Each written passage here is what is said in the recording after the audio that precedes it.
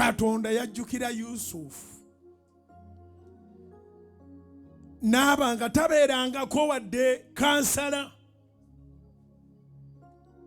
nga tewaliwo kifo kyonna we yali abadde. Ebifo bye byonna Setaani yali yabibba.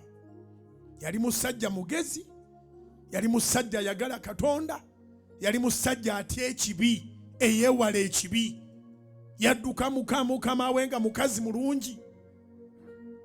Yusufu n'amugamba tonyononera future. Ne bamuteeka mu kkomero olw'ekyo. Ebifo bye byonna n'emisaala gye gyonna Katonda yabigatta n'abimuwa omulundi ogwo. Ezikubire waggulu obanga otegere kye ŋŋamba. Ebifo bya Yusufu byonna Katonda yabigatta n'abimuwa omulundi gumu.